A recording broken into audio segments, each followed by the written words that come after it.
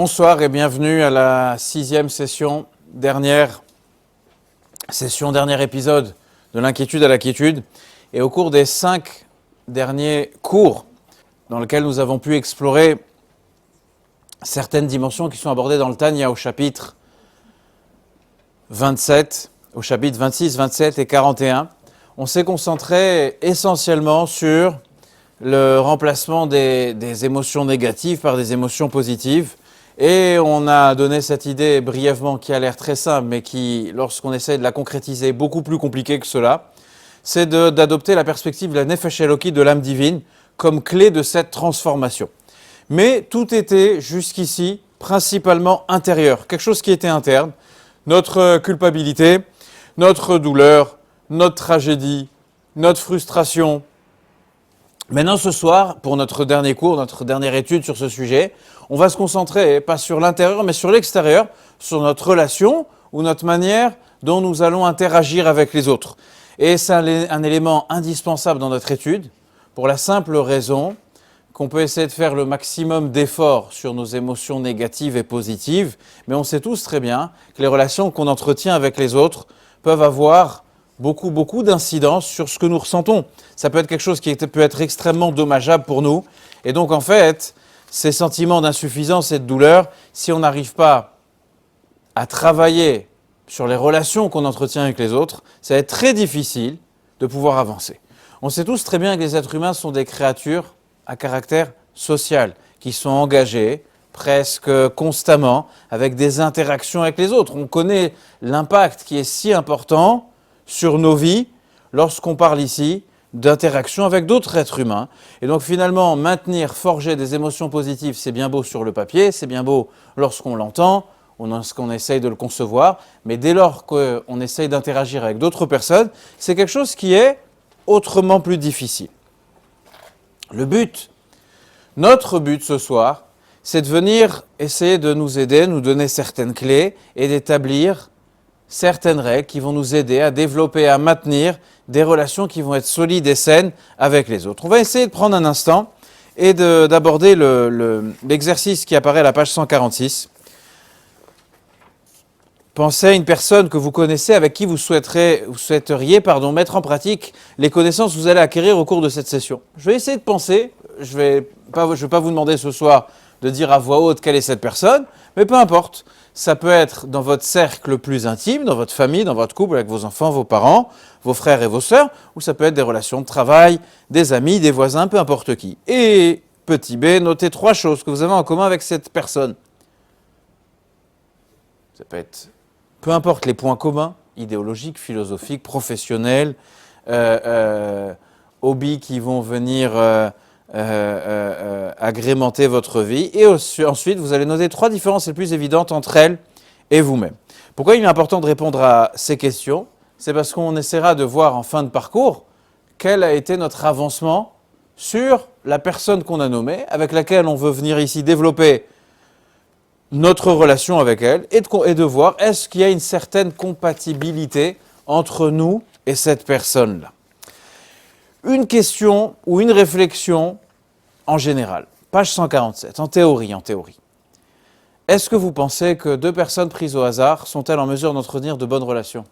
Le prochain passant qui va apparaître sur les images de la vidéoprotection du Bet Rabad, est-ce que cette personne prise au hasard, on est en mesure d'entretenir, chacun d'entre nous, de bonnes relations avec elle? Et on va essayer de voir ce que la Torah elle a à dire et comment la Torah elle répond à cette question-là.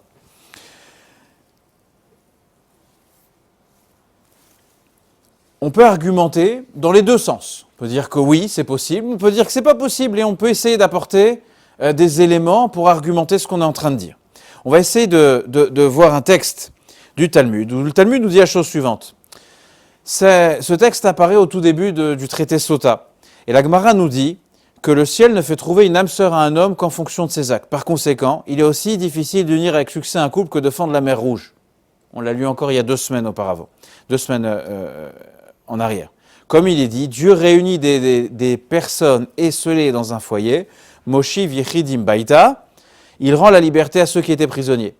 Alors la Gemara demande, est-ce vraiment vrai? Rabbi Yehuda dit, il rapporte un enseignement que 40 jours avant la formation d'un embryon, une voix divine déclare « Cette femme est destinée à épouser cet homme ». Je tourne la page. En fait, la question de la Gemara est la chose suivante, que pour Dieu, réunir un homme avec une femme, c'est aussi dur que d'ouvrir la mer Rouge. Et de l'autre côté, Rabbi Yehuda nous dit que 40 jours avant la conception d'un enfant, une voix déclare que tel homme se mariera avec telle femme. Alors la Gemara répond, en fait, il n'y a pas de contradiction entre les deux affirmations. En effet, le second enseignement a trait au premier mariage, tandis que le premier a trait à un second mariage. Ce que la Gemara veut nous dire par là, c'est que bien qu'ici on parle d'une relation entre un homme et une femme au sein d'un couple, on est en train ici de former un couple, mais on va voir que ça peut s'appliquer également, et vous allez le découvrir vous-même, à des amis, à des relations de travail ou autres. Donc, bien que la relation du mariage, c'est celle qui a le plus grand impact sur notre vie, comme on a pu le découvrir dans le passé, et qui a le plus grand impact sur notre bien-être, mais on verra ensemble que c'est quelque chose qui est particulièrement important. Le ciel nous guide activement à découvrir notre conjoint. On peut passer beaucoup de temps avec une autre personne avant de se décider de se marier avec elle. On peut être extrêmement tourmenté avec cette décision, est-ce que je vais me marier ou pas avec cette personne. Mais finalement, dit la Gemara, la décision ultime de se marier avec l'un ou avec l'autre a été prise avant même notre naissance, lorsque notre âme était encore au paradis. C'est-à-dire que cette décision, elle est prédéterminée. Elle ne tient pas compte ni de la quantité ni de la qualité de nos actes. C'est quelque chose qui a été décidé dans le ciel. Le ciel décide, est-ce qu'une personne sera sage, sera riche ou le contraire. Elle ne décide pas, est-ce que je ferai ou pas Torah et Mitzvot. Les choix, est-ce que je vais respecter la Torah ou enfreindre la Torah, ça c'est ce qui s'appelle mon libre arbitre. En tout cas, ce qui concerne le choix de mon partenaire de vie, c'est quelque chose qui a déjà été décidé dans le ciel. Donc, le premier mariage, nous dit la Torah, il a été préordonné ou prédéterminé avant la naissance. Ce qui est comparable à l'ouverture de la mer Rouge, c'est en fonction de nos actes, et c'est des secondes noces, un second mariage.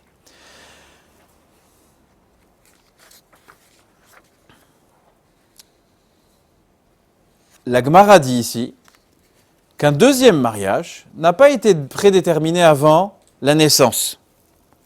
Les partenaires sont guidés bien évidemment par la providence divine, mais cette providence, elle va faire en sorte juste de les mettre en condition pour qu'ils puissent avancer. Maintenant, la question qui est la nôtre, c'est est-ce que cette lecture talmudique, ce passage du Talmud, apporte un éclairage sur la compatibilité des individus qui sont pris au hasard. La question de tout à l'heure, c'était est-ce que le prochain passant dans la rue, est-ce qu'on peut ouvrir, on peut faire naître ici une relation avec lui? Est-ce qu'il y a une compatibilité qui est possible? Avec cette idée, qu'est-ce que la Gemara, qu'est-ce que le Talmud nous apporte? Que de manière générale, pris au hasard, les individus sont généralement incompatibles. Le premier mariage entre un homme et une femme, il n'est pas aléatoire. Il a déjà été prédéterminé avant même leur naissance. Maintenant, pour un second mariage, il y a un élément ici qui vient à manquer.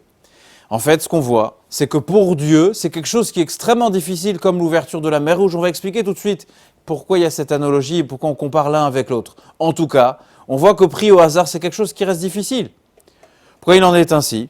Alors, on va découvrir un texte du Maharal de Prague, où le Maharal nous dit la chose suivante. Réussir à réunir, je suis à la page 149, un couple est aussi difficile que fendre la mer Rouge. Scinder une entité intrinsèquement indivisible, bien évidemment, pour Dieu, il n'est pas plus difficile de marier quelqu'un que d'ouvrir la mer en deux. L'un n'est pas plus facile ou difficile, ce ne sont pas des termes qui s'appliquent à Dieu. Ce qu'on veut simplement expliquer, dit le Maharal, que scinder une entité intrinsèquement indivisible comme la mer en deux parties distinctes requiert un véritable exploit. Réunir deux entités intrinsèquement distinctes révèle également du miracle. Ce qui était naturellement appelé à rester uni, à l'ouvrir, à le diviser, à le partager en deux, dans l'esprit de l'homme, c'est un véritable exploit. Dieu est en train de nous dire que réunir deux choses, deux éléments, deux individus qui sont distincts l'un de l'autre naturellement, les réunir, c'est également quelque chose qui est un exploit. Continue le Maharal, il nous dit la chose suivante, que le verset cité qui nous dit que Dieu réunit des yechidim, des personnes esselées, des personnes qui sont seules dans leur foyer, le terme yechidim connote la singularité. Chacun est entièrement différent et distinct de l'autre. Cependant, Dieu les établit ensemble et les fusionne en une seule entité. Tout comme fragmenter une mer intrinsèquement indivisible, c'est une véritable gageure de forger une seule et même entité à partir d'identités aussi distinctes qu'un homme et une femme. Feindre la mer Rouge, dit le Maharal pour finir, était contraire aux lois de la nature. De même, la réunion heureuse des couples est contre nature, car par nature ils sont distincts au point que les réunir nécessite une intervention surnaturelle. Le Maharal est en train de nous dire que le défi de la construction d'une relation qui va être réussie, parce qu'il faut avancer sur le parcours pour regarder en arrière et se dire que finalement notre union est une union qui est réussie ici.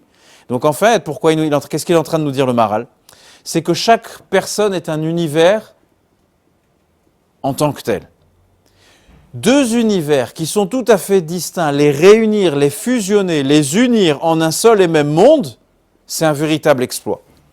Les lois de la nature que Dieu a installées dans notre réalité, dans la création qui est la nôtre, je dis n'importe quoi, dans la création qui est celle de Dieu, encouragent les individus à rester incompatibles. Je répète ce que je viens de dire.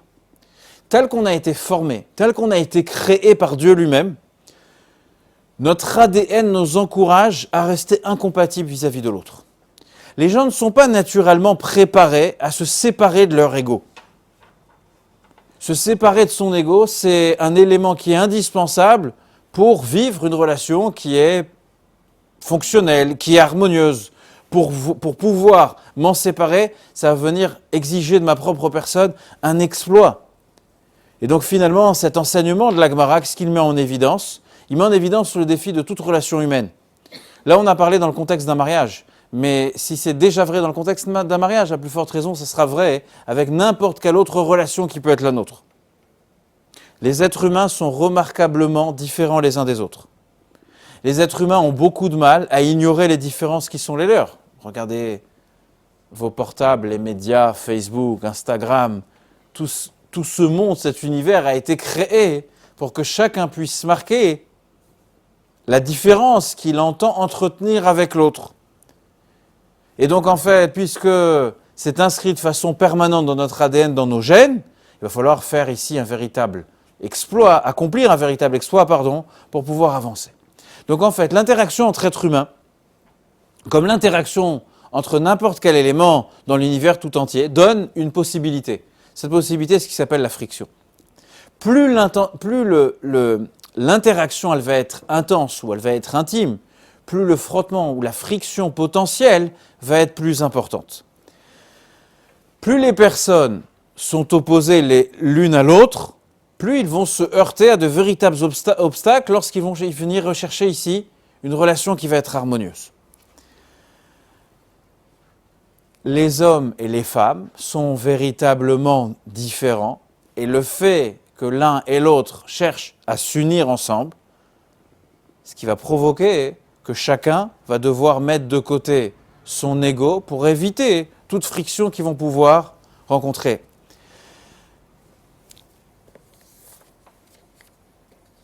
C'est pour cela que dans ce texte de la Gemara, on considère que la réunion de deux êtres qui sont si différents représente en soi un véritable miracle, de la même manière que dans l'esprit de chacun, le fait que Dieu a ouvert l'océan devant les Bnei Israël, devant le peuple juif qui cherchait à traverser la mer, le fait d'ouvrir cet océan, d'ouvrir cette mer, c'est un véritable miracle. Et donc on va essayer, c'est l'objectif pour nous ce soir, de découvrir quel est ce miracle. Comment construire notre propre miracle relationnel dans notre vie et ce au quotidien. Je me suis posé la question suivante. Comment les relations, elles existent tout simplement, et comment les relations, elles vont venir s'épanouir? Comment on est capable de produire un miracle humain? À première vue, comment je peux créer une relation avec vous? Comment je peux m'entretenir avec vous? Comment on peut avoir un lien d'amitié entre nous? Je me suis dit, la chose est la suivante. C'est qu'en fait, on essaye de trouver un terrain d'entente et on essaye de se concentrer sur ce que nous possédons en commun. On va essayer d'ignorer les différences qui sont les nôtres et on va essayer de s'investir sur ce qui est commun entre nos deux réalités.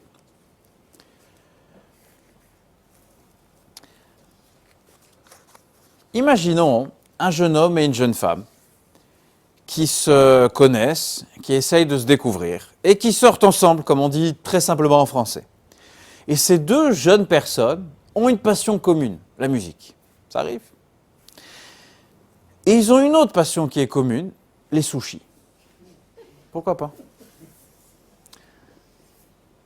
Violon et sushi. Violon et poisson cru.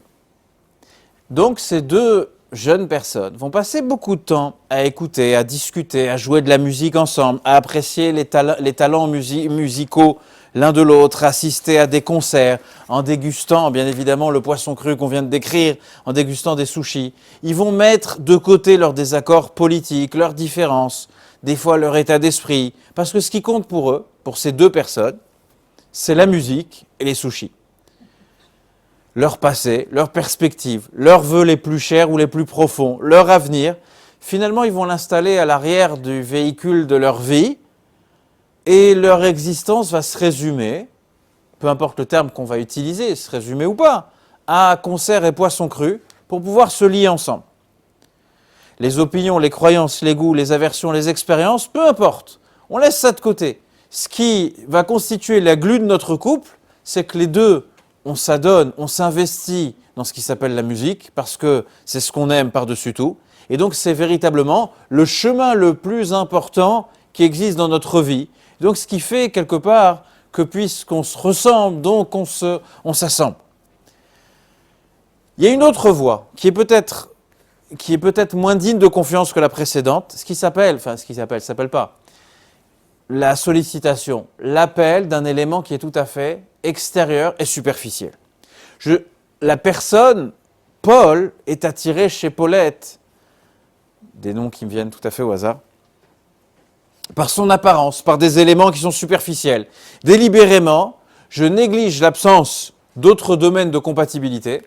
Il y a une voie encore moins digne que le terrain d'entente, que de chercher qu'est-ce que j'ai en commun avec l'autre, avec celui qui va devenir mon partenaire. C'est l'appel, la sollicitation. Le premier est attiré par le second, parce que le second peut lui offrir en termes d'apparence, en termes d'éléments superficiels. Je vais délibérément négliger l'absence d'autres domaines de compatibilité. Le fait que la façade, le fait que l'extérieur me plaise, suffit à entamer ici une relation avec l'autre et de choisir de vivre avec cette autre personne. La faille qui existe dans l'approche du terrain commun ou de la sollicitation telle qu'on vient de l'expliquer, elle est capturée dans les mots intemporels de nos sages qui apparaissent à la page 150. Il est dit dans Pirkei Avot que tout amour qui est gagé sur une condition, kol ahava shetluya bedavar, qui est dépendante d'une condition. Lorsque la condition n'est plus remplie, l'amour s'éteint. Je me suis marié, je me suis engagé dans une relation avec une autre personne pour une certaine condition ou par une certaine condition. Lorsque cette condition n'est plus remplie, elle disparaît. L'amour, la relation disparaît avec elle. Celui qui n'est gagé sur aucune condition ne s'éteint jamais. C'est beau à dire. Qu'est-ce que ça veut dire? Continuons déjà. Quel est l'exemple de l'amour qui est gagé sur une condition? Dit la Mishnah, l'amour d'Amnon pour Tamar. Quel est l'exemple de l'amour qui n'est gagé sur aucune condition? Nous dit la Mishnah. C'est l'amour de David pour Jonathan et Jonathan pour David. La Mishnah est bien évidemment, pour vous, pour moi, énigmatique. La Mishnah nous décrit deux types d'attractions et illustre la distinction entre ces deux types d'attractions avec des histoires qui se sont passées. Et les deux incidents, finalement, sont passés à peu près durant la même période. Le premier exemple qui nous est ramené par la Mishnah implique le roi David et ses deux enfants. David Amelech avait plusieurs femmes et il avait un garçon qui s'appelait Amnon et une fille qui s'appelait Tamar qui partageaient le même père mais pas la même mère. Leur père étant David, le roi David, David Amelech, mais pas la même mère. Le premier incident mentionné dans la Mishnah nous parle de Amnon, le fils du roi, qui est attiré par sa demi-sœur. Et qui est attiré de manière, on va dire, pathologique par sa demi-sœur. Et ce qu'il va faire, c'est qu'il va prétendre être malade, il va demander de l'aide à sa demi-sœur, elle va lui apporter à manger, et il va abuser de sa sœur, de sa demi-sœur. Dès lors qu'il abuse d'elle, la Torah nous raconte que la passion qui l'animait, qui l'attirait, il était aimanté vers cette femme, va disparaître en un instant, et que cette passion va se transformer en dégoût, en haine, qui va être la plus importante qui soit. Et dans cet épisode horrible que nous raconte la Torah elle veut venir ici nous exprimer une leçon qui défie le temps et qui est valable aujourd'hui aussi. Passons au deuxième épisode. Je reviendrai sur le premier après, mais passons au deuxième épisode. Deuxième épisode a lieu un peu plus tôt dans la vie de David Améler, toujours, mais pas avec ses enfants. C'est la vie de David avant qu'il n'accède au trône d'Israël. Il est, David, le gendre de son prédécesseur, de Shaoul Améler. Il va se marier avec Michal, la fille du roi, et le roi Shaoul considère David, son gendre, comme une menace, et à juste titre, une menace que David devienne le prochain roi d'Israël et empêche son propre fils, c'est-à-dire Jonathan, de devenir le prince héritier, de devenir le prochain roi d'Israël. Seulement, le roi tente d'exécuter, Shaoul tente de tuer David. Qui à chaque fois sauve, c'est le propre fils de Shaoul, c'est-à-dire Jonathan. Shaoul est conscient que c'est lui le prochain prétendant au trône, et pourtant, par l'amour qu'il ressent, la fidélité, la loyauté, l'amitié qu'il a pour David, il va sauver son ami David plusieurs fois. C'est l'allié improbable de David Améler au sein du palais. Jonathan savait très très bien que si David allait survivre, il allait être le prochain roi d'Israël. Il le savait, c'est pas qu'il l'ignorait. Jonathan va aller jusqu'à mettre sa propre vie en danger, désobéir au roi, c'est-à-dire à son propre père, dans le but unique de maintenir la vie du roi David. Essayons de comparer ces deux histoires. Qu'est-ce qui a poussé Amnon à agir contre sa sœur ? Regardez les mots de la Mishnah, vous l'avez à la page 150. Qu'est-ce qui a poussé ? Et c'est important de cibler ce qui a pu les animer. Et la Mishnah fait très attention à employer certains mots. Qu'est-ce qui a poussé qu'est-ce qui a poussé Amnon à agir de manière si malencontreuse contre sa sœur ? Les mots qui sont employés par la Mishnah, le mot est amour. Donc si je devais reprendre la phrase, un amour si fort et puissant qu'Amnon a tout risqué pour agir en conséquence. Il était animé d'un amour complètement déplacé, c'est pas le sujet, si puissant qu'il a tout risqué. Maintenant, je passe à l'autre épisode. Qu'est-ce qui a motivé Jonathan à agir pour le bien de David ? La réponse, c'est exactement le même mot, l'amour. L'amour qu'il portait pour son ami David. Donc si je reprends la même phrase, un amour si fort et puissant qu'il a tout risqué pour agir en conséquence. Selon dit la Mishnah, il y a une distinction qui est ici, un distinguo qui est critique ici, et qui est énoncé dans la Mishnah. L'amour d'Amnon, il est attiré uniquement par ce qui est extérieur, sa beauté physique, fugace. Par contre, l'amour de Jonathan pour David, c'est le lien de l'âme qui est inébranlable. J'ai dû me perdre quelque part, voilà. Je reviens. L'amour d'Amnon, dit la Mishnah, dépendait d'une considération qui est spécifique, la beauté physique de sa demi-sœur Tamar, rien d'autre. Il n'était pas attiré par elle parce qu'il considérait que ses traits de caractère étaient sublimes.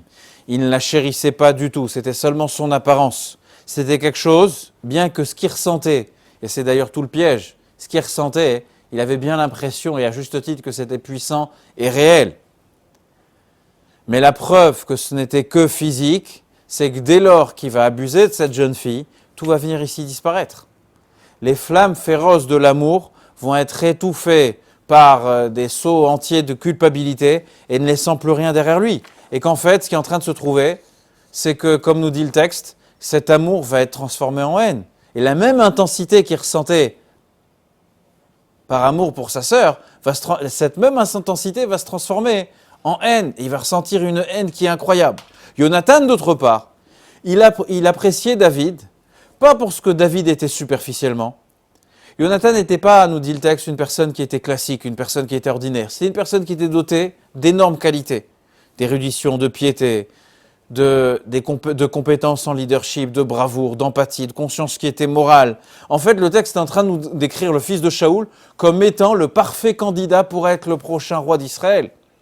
Et malgré tout cela, malgré le fait que potentiellement il pourrait être un roi remarquable, Jonathan, du fait de sa fidélité envers son ami, et du fait de sa fidélité envers le message de Dieu, que le prochain roi d'Israël ne sera pas Jonathan mais David, il va rester loyal envers lui. Il l'aime, mais il l'aime vraiment. Il ne l'aime pas pour sa façade, mais il l'aime pour ce qu'il est véritablement, celui qui a été choisi par Akadosh Baruch Hu. Amnon est épinglé dans sa relation par la limite même de la relation qu'il essaye d'entretenir avec sa demi-sœur, avec Tamar. Et quand la relation lui échappe, il n'a plus rien dans la main. Il lui reste plus rien. Il lui reste que de la haine. Il lui reste qu'un échec qui est incroyable et qui va rester pour l'éternité. L'échec incroyable de ce fils de David qui s'appelle Amnon envers sa propre demi-sœur. Par contre, l'amour ou la fidélité, ou l'amitié qui est décrit dans le texte entre David et Jonathan, c'est un amour qui est ici essentiel, qui n'est pas dépendant de considérations spécifiques. C'est pour ça que Jonathan ne va jamais vaciller. C'est pour ça que nos sages, dans cette Mishnah de Pirkei Avot, qu'on connaît tous, la Mishnah est en train de nous dire que la clé pour réussir, pour construire, venir développer une relation qui se doit d'être saine pour qu'elle puisse être durable et qu'elle puisse être réussie, c'est de réfléchir à ce qu'elle est dépendante d'un élément qui est extérieur ou pas. Si elle est dépendante uniquement de mon ego, elle disparaîtra forcément un jour. Si ce n'est pas le cas, elle a une chance de vivre, et ce éternellement. Rabbi Yossi Sarabransky and his wife, Chani, operate a popular Chabad center in Denver, Colorado. While assisting hundreds of individuals on their spiritual journey, they found themselves facing a painful journey of their own. Having children was a dream of ours. All your friends, they've moved on. Everyone's talking about life, the kids, they're complaining about the gun, the kindergarten, and the this and the that. And you're just rinse and repeat.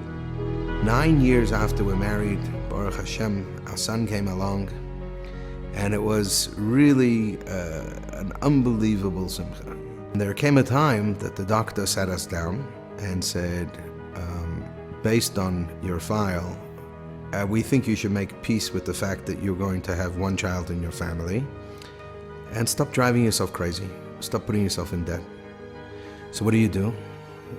You write to the Rebbe. The doctors have said that there's nothing more to do. Our journey has ended. Little did they imagine that their resignation was to be dramatically undone by an event that would unfold 8,000 miles away in the Indian state of Maharashtra. Chabad emissaries, Rabbi Gavriel and Rivka Holtzberg, directed the Nariman House Community Center in Mumbai from 2003 until November 2008, when terrorists stormed the building, took hostages, and ultimately murdered the Holtzbergs and their guests, leaving Jewish communities worldwide grappling for a response. Many communities, including that of Marion Station, Pennsylvania, where Rabbi Shraga and Michal Sherman, founded Lubavitch of the Main Line, held emotional memorial events. About 300 people came, had a few speakers, showed the video of Gabi and Rivki, a very moving event to inspire people to do something proactive to bring more Kedusha, holiness to the world. One of the attendees, Dr. Michael Glassner, is the co-founder of Mainline Fertility and an internationally acclaimed pioneering expert on reproductive medicine. The dramatic loss of selfless lives set him thinking. The sermon, the conversations, the memorial was just so moving. So Dr. Glassner, who has the fertility clinic, comes over to me and says, Shraga, they took 5 of ours. I'm going to give 5 back. And I just said, I'll replace the ones that were lost. So I said, okay, I'll roll it out. Shraga Sherman from Philadelphia is on the phone. Yossi, how are you? Shraga, how can I help you? He says, Yossi, how can I help you? 4 days later, I get a phone call from a rabbi from Denver. I sit my wife down. I say, listen, remember we wrote to the Rebbe and we said we've done everything we can do? There's a doctor who wants to sponsor one. But when they tell me we still have that dream and then it's a money issue, that shouldn't be there. But 4 days before the final stage of their treatment, the Serebranskys' journey took another unexpected twist. Shabbos, my mother-in-law passes away. Motzi Shabbos, after we hear the news, the first call my wife makes is to the doctor to say, we're canceling. I have a funeral to go to. I have to sit shiva. The doctor says, if I find doctors to monitor you and you can come at the end of the week, Friday, you'll come back here. So my wife asked her father, and her father said, this is what her mother would want. While receiving treatment, the Serebranskys were hosted by the Shermans. It was an incredible opportunity to truly be there for a brother and for a sister in a time when they really needed it. We tried really hard to create an emotional space where she could, on the one hand, grieve a loss, at the self-same moment, focus on creating a future. The synergy of those two dimensions coming together, it's unbelievable, unbelievable. 9 months later, twins are born. There was medicine that was beyond medicine, and there was some divine intervention because on paper they weren't going to get pregnant. Then following up with the OBGYN, they tell us, that after twins, sometimes there can be spontaneous pregnancy, and maybe you would consider birth control. And I said, 1 second. You're saying that after trying for 20 years, we may have a baby naturally. If Hashem wants to give us one for free, we're going to say no? Out of this phone call from Shraga Sherman, what was us making peace with having one child, we're now, Baruch Hashem, have a family of 4. But we're a miracle family.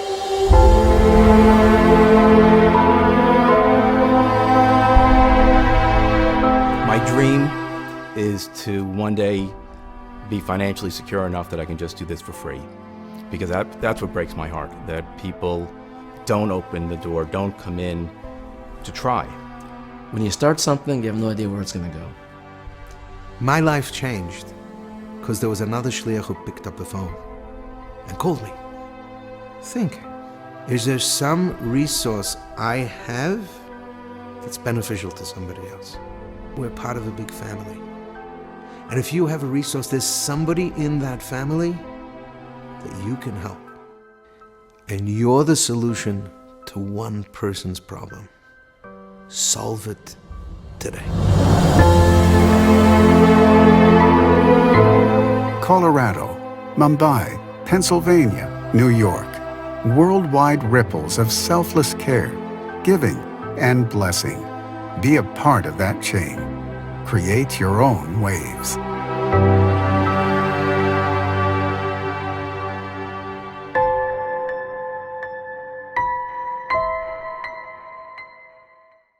L'amour conditionnel, les intérêts communs peuvent changer ou disparaître.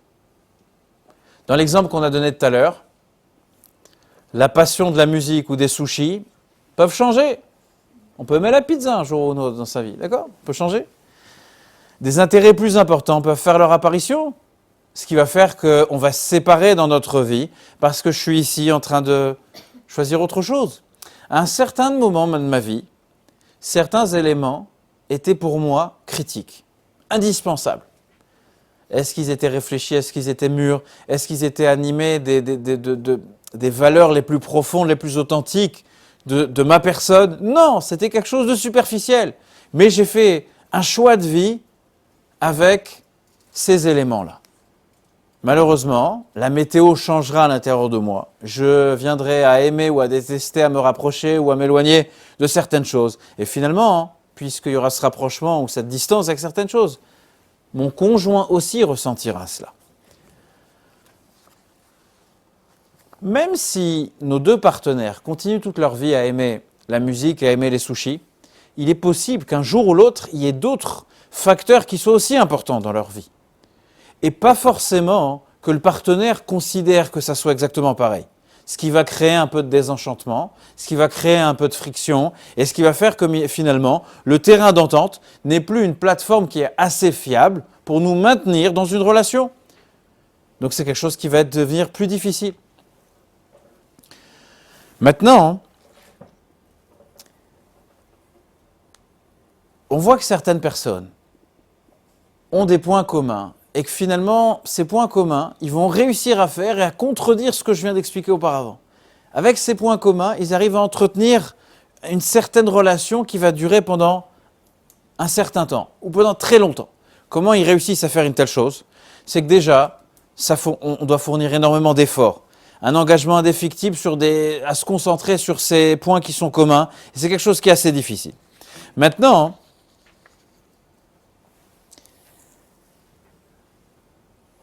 le but de notre étude ce soir, c'est de pouvoir améliorer notre relation, qu'elle soit florissante ou qu'elle soit défaillante, avec un lien qui soit essentiel, comme celui de David et de Jonathan, et pas comme celui d'Amnon et Tamar.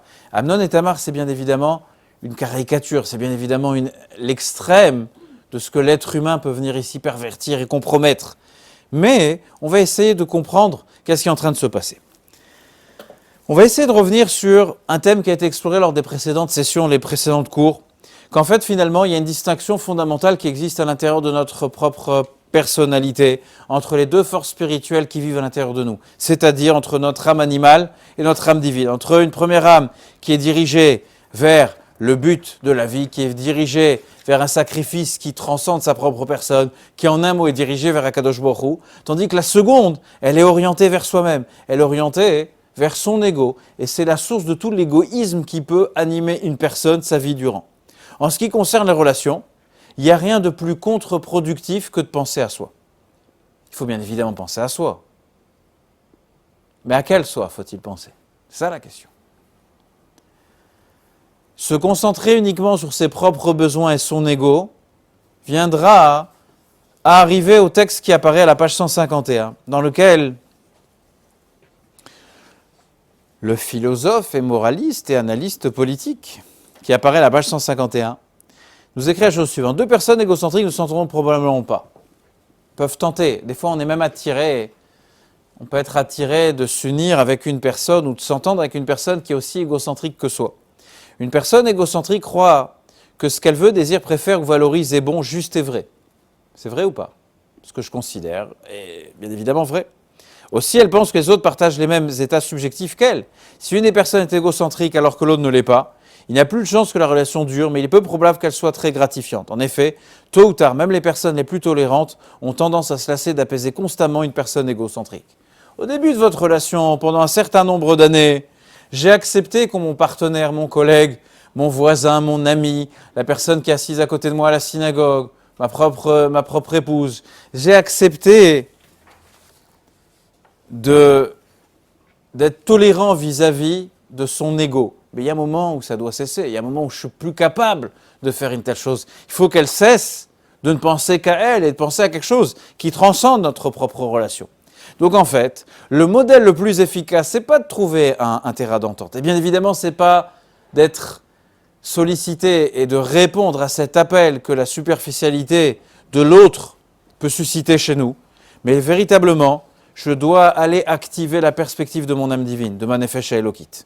Mon âme naturelle, naturellement, de manière innée, elle est égocentrique. Elle ne peut être liée à l'autre que parce que l'autre est capable de m'apporter. L'âme divine, elle est parfaitement préparée à cette relation avec l'autre. Pourquoi? Parce que du point de vue de l'ego, l'autre ne peut intégrer mon plan de vie que s'il correspond exactement à ce que je cherche dans ma propre vie. C'est-à-dire que tant que l'autre correspond, il m'aide à apporter ce que je cherche dans ma propre vie, ma musique, mes sushis, alors il a ma place. J'aime l'autre parce qu'il m'apporte ce que j'aime. Mais finalement, est-ce que je l'aime pour ce qu'il est? Pas forcément. Donc en fait, nos intérêts communs, on a choisi, c'est deux égoïstes qui choisissent de vivre ensemble. C'est bon pendant un certain temps. Mais finalement, j'adore les sushis et j'adore la personne qui adore également les sushis. Pourquoi? Parce qu'elle me permet également de passer un meilleur moment. J'aime le whisky. Je ne parle pas de moi, c'est un exemple que j'ai pris au hasard.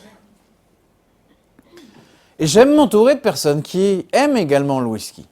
Parce que mon expérience de découverte de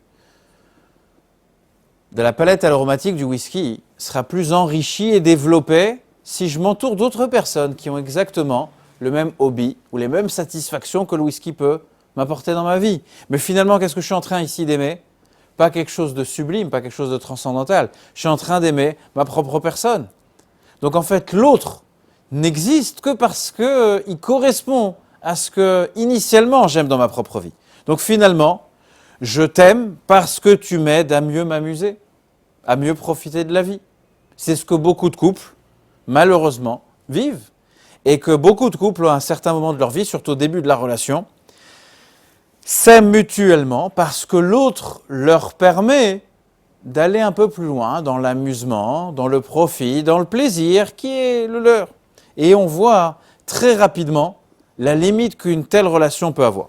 L'âme divine, notre Neshama, elle ne se concentre pas sur son plan de vie à elle, elle n'en a pas. La Neshama, son plan de vie, c'est celui de Dieu. Du point de vue de l'âme divine, les goûts et les désirs de l'autre ne contradisent pas ou ne rivalisent pas avec les nôtres. Pourquoi? Parce que ce qui me motive, c'est la volonté divine. Comme les fois précédentes aussi, vous allez vous dire, mais je suis encore très loin de ça. On verra que, encore une fois, dans le judaïsme, c'est pas ou tout noir ou tout blanc, c'est un mouvement, on s'inscrit dans un mouvement. Lorsque je change de perspective, lorsque j'essaye de passer de mon âme animale à mon âme divine, il y a des sujets dans lesquels c'est plus facile, des sujets dans lesquels c'est plus intense, et d'autres c'est plus difficile. Dans un couple, il y a des mots en français qui ont été tellement utilisés qu'on les a littéralement assassinés. L'institution sacrée du mariage, ça veut dire quoi? Ça veut dire qu'il y a quelque chose ici qui est kadosh. Il y a quelque chose ici qui nous dépasse. L'autre partenaire du mariage, c'est qui? C'est Dieu lui-même, c'est Akadosh Baruch Hu lui-même. Donc en fait, finalement, lorsqu'il y a des frictions à l'intérieur du couple, il va falloir passer à une réalité qui est beaucoup plus profonde, qui nous dépasse tous, qui s'appelle la réalité de la Torah, qui s'appelle la réalité de l'âme divine. Donc en fait, finalement, c'est pas ce que je veux moi, c'est pas ce que j'attends moi, mais c'est ce que Dieu attend. Pour le faire, pour le ressentir, il faut passer à autre chose. Il faut passer du paradigme de notre âme animale à celui de notre âme divine. Et finalement, je parlais d'un couple, mais c'est valable pour n'importe quelle relation entre êtres humains. On partage tous le même but et la même mission sur Terre. Donc en fait, lorsque je considère le but ultime de la mission sur Terre de chaque être humain, lorsque je regarde la vie à travers les yeux, les lunettes de mon âme divine, il y a un caractère unique à tous les êtres humains. C'est pour ça que finalement, l'autre n'est pas en train de me contredire. Je ne suis pas là. Toutes les similitudes, toutes les différences, toutes les bizarreries ou tous les avantages ou bénéfices que l'autre peut apporter, peu m'importe finalement. Pourquoi? Parce que ce qui est si important, c'est mon âme divine et son âme divine. Donc en fait, je suis l'expression de la volonté divine sur terre lorsque je fais Torah et Mitzvot, et c'est également vrai pour l'autre. Donc en fait, biologiquement, nous sommes tous distincts les uns des autres. Dans l'espace, géographiquement, on est séparés par des corps qui sont différents. Dans notre conceptualisation de la vie, on est divisé par la compréhension des esprits et des volontés qui sont tout à fait différentes les uns des autres. Mais nos âmes divines, notre Neshama, elle ne fait qu'une chose.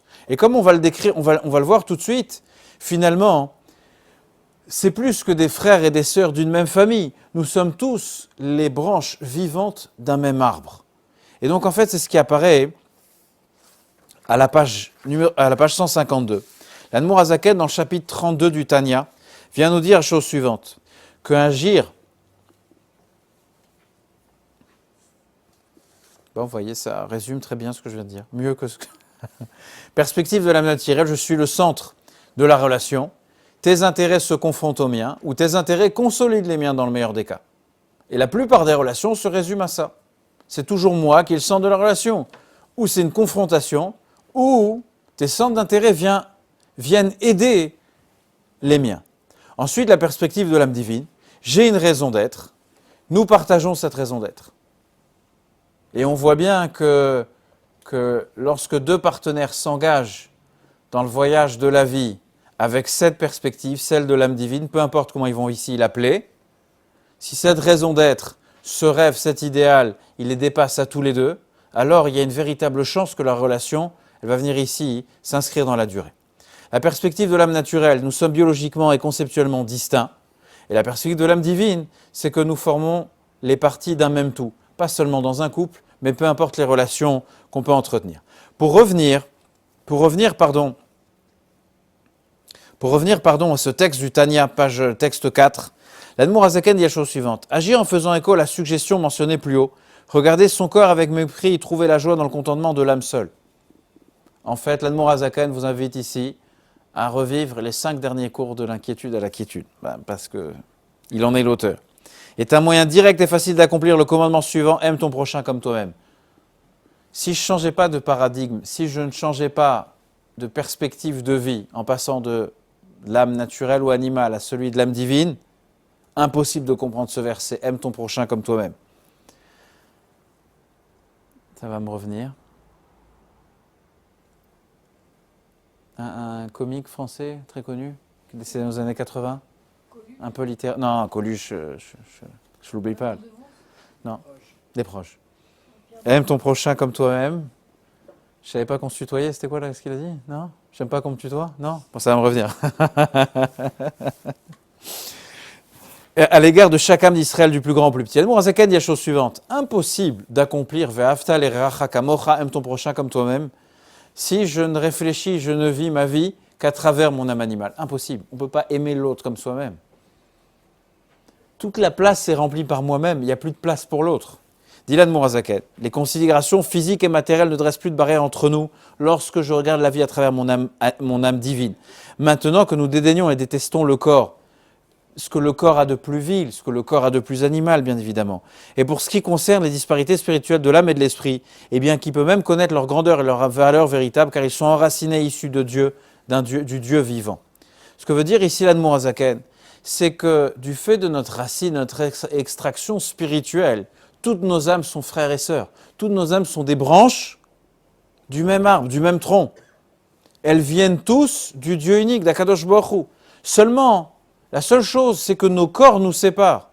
Donc ceux qui donnent priorité à leur corps et qui considèrent leur âme de moindre importance, ça sera difficile de connaître le véritable amour, la véritable fraternité ou amitié. Par contre, ceux qui choisissent leur âme divine peuvent véritablement accomplir ce qui est dit dans le texte Ve'afta l'ereacha kamocha. Imaginez que sur une même table, je vais poser différents ustensiles. Des verres de forme et de couleur tout à fait différentes. Et que je prends une bouteille d'eau et que je vais remplir tous ces verres, tous ces ustensiles. Vous pouvez regarder chaque verre, chaque réceptacle, comme une entité qui est tout à fait différente et qui rejette l'autre. Mais si vous faites bien attention, si vous ne regardez pas uniquement l'aspect extérieur, qu'est-ce qu'ils sont tous en train de faire? Ils sont en train de recevoir en leur sein la même eau que je suis en train de verser à l'intérieur. En fait, finalement, nos corps sont tous différents, nos esprits sont différents les uns des autres, mais on reçoit tous à l'intérieur de nous ce même liquide, cette même âme divine, cette même étincelle divine qui vient nous habiter à l'intérieur de chacun d'entre nous. Notre point commun, c'est que nous sommes tous ensemble des réceptacles de la même lumière, c'est-à-dire celle de Dieu lui-même. On peut être différent d'une multitude de façons, mais à l'intérieur de nous, il y a une flamme qui est identique, qui est issue d'Akadosh Baruch Hu. Et ces âmes divines qui animent notre foi la plus intérieure sont de véritables sœurs les unes avec les autres, et par elles, à travers elles, on peut lier un lien d'amitié qui est véritable. Du point de vue de l'âme divine, on n'évolue pas chacun dans un univers qui est différent. Il n'y a pas de véritable barrière qui puisse exister entre nous du point de vue de l'âme divine. Lorsque je parle à l'âme animale va venir dire que du fait de mes considérations tout à fait égoïstes et spécifiques à ma propre vie, alors je ne peux pas m'ouvrir et véritablement me lier à l'autre. Maintenant, on va essayer de se regarder dans le miroir. Qui suis-je vraiment? Je ne vais pas répondre au sujet de ma propre personne. Qui suis-je vraiment? Est-ce que je suis véritablement que mon instinct ou je suis le reflet véritable de mon âme divine? L'amour de l'âme, la perception de soi, elle est égocentrée. Autre, La relation, elle est centrée sur l'âme, elle est un. Ça, c'est l'amour de l'âme. Et la différence est là. Ensuite, dans un texte de Chassidoute, si mon identité première est le jeu, c'est-à-dire qu'en fait, mon identité première n'est que mon ego, je ne peux pas faire l'expérience de l'unité véritable avec mes semblables. Il y a certaines personnes dans la vie, quand on est jeune, on a un idéal qui est très très grand. Quelque part, quand on est jeune, on met notre âme animale plus de côté qu'ensuite. Et véritablement, des fois on trouve une âme sœur, une âme, pas forcément la personne avec qui on va se marier, et on va trouver un ami, c'est mon meilleur ami. C'est un ami qui est pour moi véritable. Connaître ce moment-là, c'est parce que on vit au diapason de notre âme divine, pas au celui de notre âme animale. Impossible d'être David pour Jonathan ou Jonathan pour David lorsque je ne réagis qu'à travers mon âme animale. S'il ne réagissait que par son âme animale, Jonathan, il avait toutes les raisons d'écarter David. Il avait toutes les raisons de laisser son père assassiner David. Il était, dans l'esprit de beaucoup, l'héritier légitime du trône d'Israël. Rien de moins. Donc finalement, la plus grande barrière qui existe entre moi et mes semblables, moi et mon prochain, la plus grande barrière qui existe, c'est ma propre personne. Page 155, vous avez un tableau que vous avez construit vous-même, établi vous-même et développé ces semaines précédentes. On va aller juste ce qui est en gras tout en bas du tableau, dans les relations. L'émergence du lien intrinsèque avec Dieu que nous possédons tous peut réunir deux personnes différentes. Sans cela, c'est uniquement le terrain commun ou c'est uniquement ce que l'autre, et une fois j'ai entendu ça, je demandais à un ami, je lui ai demandé mais pourquoi tu n'es pas ami avec l'autre? Il m'a dit mais qu'est-ce qu'il m'apporte? Ça m'avait choqué. Lui, au moins il est honnête. Qu'est-ce qu'il m'apporte? Alors je lui ai dit, oui, tu as raison, il ne t'apporte rien. Donc la discussion est close. Il ne t'apporte rien, donc ce n'est pas ton ami. Donc ça veut dire qu'en fait, si je devais redéfinir ce qu'est l'amitié c'est qu'est-ce que tu m'apportes? Tu m'apportes, tu es mon ami, je t'aime. Tu ne m'apportes rien, je ne t'aime pas, tu n'es pas mon ami. Ce n'est pas plus compliqué que cela. C'est juste et c'est entièrement vrai ce que je viens de dire. S'il ne m'apporte rien, ce n'est pas mon ami. Ce n'est pas l'ami de son âme animale. Pour son âme divine, il ne lui apporte rien et malgré tout, il sera son ami. On n'a jamais dit que David a apporté quelque chose de sensationnel à Jonathan. Ça n'apparaît pas dans le texte en tout cas. Il y a un lien de Havat Israël, il y a un lien ici qui dépasse la réalité de l'âme animale. Maintenant, on a le droit de se poser la question suivante. C'est vrai ce que je viens de dire pour des relations qu'on n'a pas encore nouées. Mais qu'en est-il de relations préexistantes qui ont été à l'origine motivées par mon monde égoïste et naturel? Dans le passé, j'ai établi des relations avec Paul et avec Pierre par intérêt. Il m'apportait quelque chose, donc je suis devenu son ami. On est devenus amis. Qu'est-ce que je fais de ces relations-là? Je dois arrêter de parler à toutes ces personnes, je dois prendre mon portable et regarder un par un toutes les relations sur Facebook. Bon, Facebook, vous pouvez tout effacer ici. Qu'est-ce que j'en fais? Maintenant que j'ai réussi à comprendre, à accepter que certaines relations peuvent être triviales et tout à fait transitoires et qu'elles nous préparent à de véritables pièges si les causes sous-jacentes de notre amitié viennent à disparaître, qu'est-ce que je fais maintenant? Je dois aller examiner la viabilité de toutes les relations que j'ai. Vous imaginez le travail que ça représente? Bon, on va reprendre ça de manière plus sympathique. Que dois-je faire de toutes les relations qui ont été conçues dans le péché?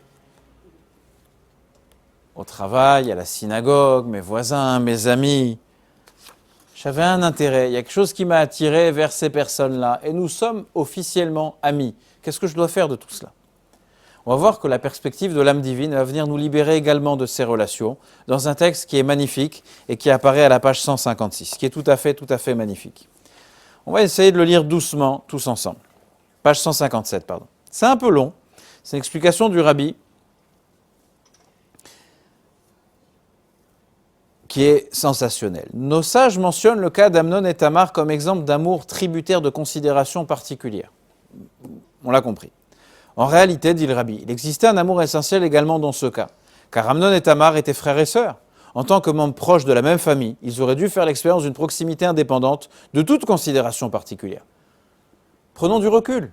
C'est un frère et une sœur. Ils s'aiment de manière inconditionnelle et se doivent respect et protection l'un vis-à-vis de l'autre. C'est un frère et une sœur. Néanmoins, l'amour exprimé lors de cet épisode dépendait d'un critère, à savoir la beauté physique.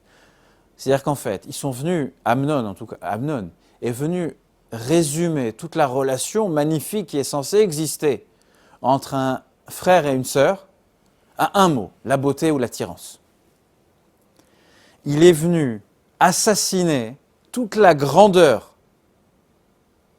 de ce qui s'appelle la fraternité, le fait qu'un frère doit apporter protection à sa sœur et vice-versa, de l'aimer avec tout le sublime et la hauteur que ce mot peut revêtir lorsqu'on parle d'un frère et d'une sœur. Il est venu littéralement tout assassiner et résoudre à un critère la beauté physique. En conséquence, lorsque la raison de cet amour contingent n'exista plus, l'amour disparut complètement, entraînant avec lui le lien naturel qui existe entre frères et sœurs. Ils ne vont plus jamais se parler, ils vont se haïr au plus haut niveau. Cela démontre que le facteur critique n'est pas l'origine de l'amour, mais bien la forme qu'il revêt au moment présent. Vous m'avez suivi ou pas? Je reprends la phrase. Cela démontre que le facteur critique n'est pas l'origine de l'amour, mais bien la forme qu'il revêt au moment présent. Nos sages vont citer ensuite le cas de David et Jonathan, qui présentent un scénario opposé, car leur amour qui les unissait est à l'origine d'une amitié forgée entre humains. Et pourtant, nous constatons qu'une fois que le lien s'est affermi au point de devenir un amour absolu, le verset le décrit comme le lien d'une âme à une autre. Cela a eu même une incidence sur la royauté de Jonathan. Il va la perdre, il ne sera pas le roi. En dépit du prestige conféré à la monarchie, il abdiqua sans hésiter en faveur de David, car son amour était absolu. Donc en fait, ici, je tourne la page. Voilà qui illustre l'extrême opposé. Il était à l'origine attiré par les qualités particulières de chacun, car on ne saurait aimer une personne de façon spontanée lors d'une première rencontre. Le lien affectif est le fruit d'un processus. Les parties doivent d'abord se familiariser, puis échanger et éventuellement développer leur relation de telle sorte qu'elles ne dépendent plus de critères particuliers. On a envie d'ouvrir une relation à l'autre parce qu'il y a un certain éclat qui m'apparaît, il m'attire pour telle et telle raison. Se suffire à cela, ce qui s'appelle en français le coup de foudre, résumer notre relation à cela, il faut s'attendre que le jour où ce coup de foudre, comment disait l'autre Shabbat, qu'en général les personnes qui se marient sur un coup de foudre, la foudre finira par leur donner un sacré coup. Ouais. Et donc c'est ce que nous dit le Rabbi ici. Les parties doivent d'abord se familiariser, échanger, éventuellement développer leur relation de telle sorte qu'elles ne dépendent plus de caractère particulier. Bien évidemment, il y a quelque chose qui a attiré David envers Jonathan. Il avait l'air d'un bon ami, ça allait être son beau-frère d'ailleurs. Et dans l'autre sens également. Mais ensuite, ils ont découvert qu'il y a quelque chose de plus profond entre eux. Car même un amour non essentiel peut s'épanouir en un amour qui n'est tributaire d'aucun critère. Voilà ce que dit le Rabbi. En fait, Amnon était censé aimer Tamar, et Tamar était aimée. Je suis fatigué. Elle était censée aimer son frère. Il a résumé, il a fourvoyé tout le lien qu'il devait entretenir avec sa demi-sœur avec un seul critère qui est tout à fait superficiel et complètement, bien évidemment, erroné, pervers. C'est une faute, et la faute la plus grave, etc., mais ce n'est pas le sujet. Alors il aurait pu vivre l'amour le plus parfait parce que c'était sa sœur et aimer sa sœur de la manière la plus parfaite, avec le respect qui est dû à cette catégorie de relation. Et comme il est venu le résumer à un critère, il est venu assassiner cette relation. David et Jonathan se sont liés d'amitié pour une certaine raison au début de leur relation. Mais ensuite, ils sont partis creuser, ils sont partis chercher qu'en fait, s'ils abandonnaient leur âme animale et ils allaient uniquement vers leur âme divine, et on parle des personnes les plus illustres dans la Torah, David Amelech, alors leur amitié, c'était facile pour David d'aimer Jonathan, mais plus compliqué pour Jonathan d'aimer David. Mais Jonathan va aimer David du point de vue de son âme divine. Donc il abandonnera tout, il abandonnera même le trône d'Israël. Pourquoi ? Parce qu'Akadosh Baruch Hu, l'âme divine, elle a choisi David comme étant le prochain roi. Donc est-ce que le Rabbi vient ici exprimer qu'en fait finalement, l'approche de l'âme divine, il doit venir développer une relation. J'ai pu ouvrir des relations, des chapitres de relations avec certaines personnes parce que mon ego était attiré vers elles, parce qu'elles correspondaient à ce qu'elles pouvaient apporter dans ma vie. Mais la Torah nous dit, allez chercher un petit peu plus loin, allez découvrir comment du fait de votre âme divine, la relation elle peut être tout autre. Donc je ne dois pas venir exterminer toutes les relations qui ont été conçues dans le péché. Je dois venir aller chercher quelque chose qui est bien plus profond que cela. Tout ce que je viens d'expliquer est issu du 32e chapitre du Tanya. On va essayer d'apprécier un mot qui est très très simple. On avait expliqué lors du premier cours que l'Admour Hazaken, l'auteur du Tanya, a mis plus de 20 ans à élaborer, à travailler sur ce chef-d'œuvre qui s'appelle le Tanya, et dans lequel il nous invite à changer de paradigme, et tout ce qu'on a pu découvrir en long et en large tient dans quelques lignes du Tanya. Maintenant, les relations entre êtres humains apparaissent au 32e chapitre. 32 en hébreu, c'est la valeur numérique, la gematria de Lev. Lev étant le cœur. Lorsque l'Admour Hazaken choisit de parler d'Ahavat Israël, de l'amour du prochain, il l'inscrit au 32e chapitre du Tanya. Ce qui est presque choquant, c'est que dans le travail initial de l'Admour Hazaken, le 32e chapitre n'apparaît pas. C'est-à-dire ce qui est expliqué au 32e chapitre n'existe pas. Plus tard, dans les versions antérieures du Tanya, l'Admour Hazaken va venir insérer un chapitre supplémentaire qui est ce chapitre sur Ahavat Israël.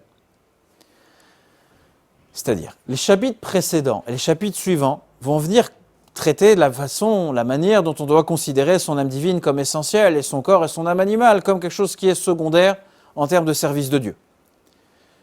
Le Tanya s'égare au bout du 31e chapitre, le Tanya s'arrête, il ouvre une grande parenthèse et il va parler d'Ahavat Israël.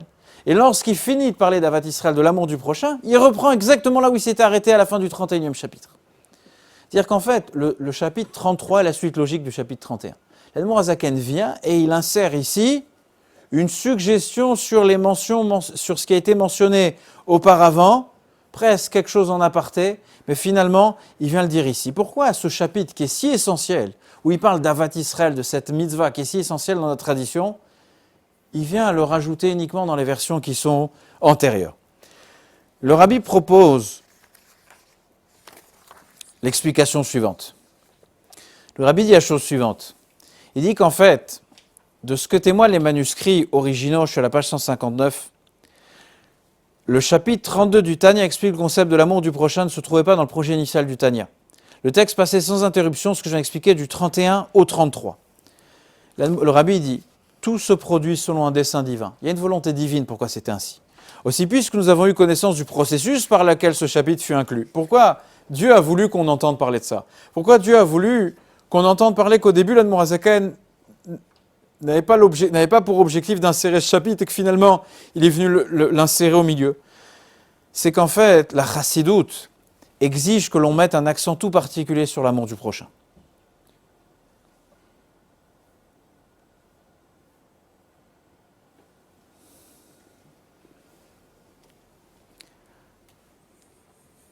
Dans la Torah, en toute chose, c'est la fin qui prévaut. C'est la fin d'un parcours qui prévaut. Donc en fait, ce que veut dire ici le Rabbi, c'est que l'Admour Hazaken a voulu que finalement, après avoir élaboré le Tanya tout entier, la dernière pierre, qui est celle la plus indispensable de tout cet édifice, c'est celui d'Ahavat Israël. S'il faisait partie naturellement du processus de ce chef-d'œuvre qui s'appelle le Tanya, j'aurais dit c'est un élément de plus parmi les autres. Mais puisque la providence divine a fait en sorte de me faire entendre que l'Admour Hazaken est venu spécialement insérer ce chapitre et lui donner ce nom de Lev, le cœur du Tanya. C'est finalement le cœur du Tanya. C'est parce que finalement, on ne pourrait pas apprécier de changer de paradigme entre notre âme divine et notre âme animale et notre âme divine si ce n'était que par l'Ahavat Israël. Garder l'amour du prochain en tête de nos priorités, c'est la chose la plus importante, nous dit l'Admour Hazaken. Sinon, on est incapable de pouvoir avancer dans tout ce qu'on vient d'expliquer auparavant. Ensuite, il est un peu tard. J'aimerais qu'on parle juste brièvement de ce qu'est l'amour du prochain. J'ai souvent répété cette histoire sympathique que vous Vous savez que finalement, il n'y a pas de grande différence entre un antisémite et un philosémite. Non, il n'y a pas de grande différence. Quand vous allez voir un antisémite, qu'est-ce qu'il est en train de vous dire? Israël, c'est le cancer de l'humanité. Les Juifs, c'est... Et ils peuvent vous sortir des choses, c'est immonde, immonde, immonde. Après, vous allez voir cette personne et vous allez lui dire, mais votre expert comptable, M. Cohen, il est bien juif. Oui, mais lui, c'est le meilleur expert comptable. Il m'a sorti de situations qui sont très, très compliquées. Mais les juifs qu'il y a dans le monde, c'est la pire espèce. Mais attendez, cher monsieur, votre avocat, M. Maître Bensoussan, il est juif. Oui, mais lui, il m'a sauvé dans des situations qui étaient incroyables. Mais l'État d'Israël, c'est une erreur. Oui, mais attendez une seconde. Et docteur Lévy, votre cardiologue, ou Cohen, ou peu importe quoi. Oui, mais lui, en médecine, c'est quelqu'un qui est particulièrement important. Et il m'a littéralement sauvé la vie. Quand vous allez voir un juif, qu'est-ce qu'il vous dit le juif? Israël, j'adore, Tzahal, j'adore les communautés juives dans le monde, truc. Parle-moi de ta belle-mère. Ma belle-mère, c'est une sorcière. Parle-moi de ton voisin qui est assis à la synagogue. Mon voisin qui est assis à la synagogue. Je ne comprends pas comment la police, elle l'a pas encore arrêté pour tout ce qu'il fait. Parle-moi de... C'est-à-dire que quand on parle de l'autre, d'une entité qui est loin de nous, haïr ou l'aimer, ça revient presque au même. Lorsqu'on parle d'une réalité qui est proche de nous, alors c'est tout à fait différent. Tout le monde adore Israël, tout le monde adore tous les juifs qu'il y a partout, enfin je parle de nous, on s'adore entre nous, mais lorsque je parle du voisin qui est assis littéralement à côté de moi, c'est quelque chose qui est tout à fait différent. Posons la question différemment.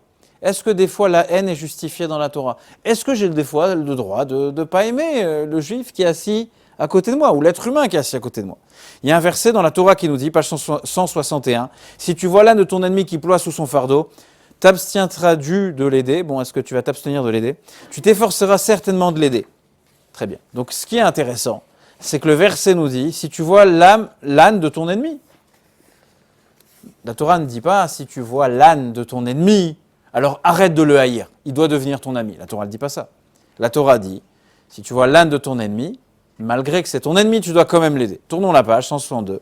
Le Talmud dit dans Psachim, dans la Gemara, qu'est-ce que ça veut dire ton ennemi? Est-ce que j'ai le droit de haïr une autre personne? La Torah l'a dit clairement, tu n'haïras pas ton frère en ton cœur. Donc ce verset fait donc clairement référence à une situation qui a vu une personne agir de façon inappropriée.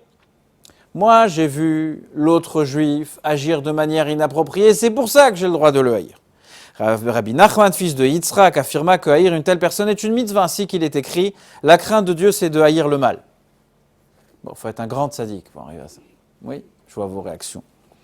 Donc on passe tout de suite à la page 163. Dylan Mourazakan, dans ce chapitre, la Medbet, lève, je reprends.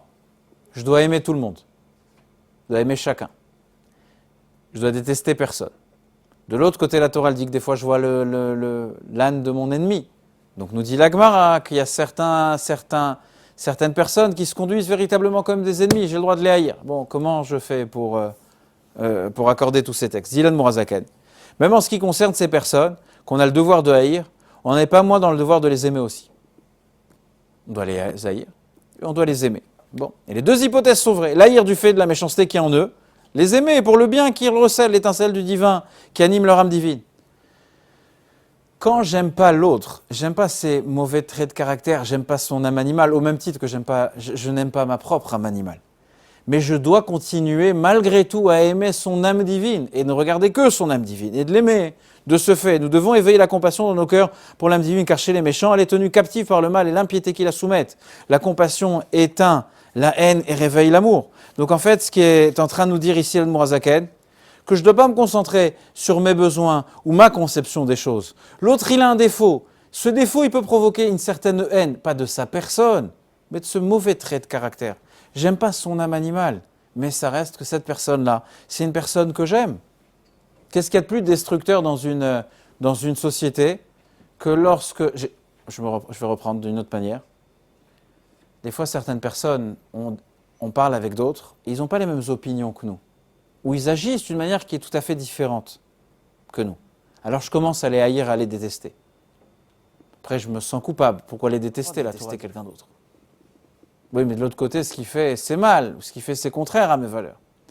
Je dois faire ici un distinguo entre ce qu'il est en train de faire et qui est issu de son âme animale et qui en soit quelque chose qui est détestable de la même manière que c'est détestable chez moi, et l'âme divine qui vit et qui évolue à l'intérieur de cette personne.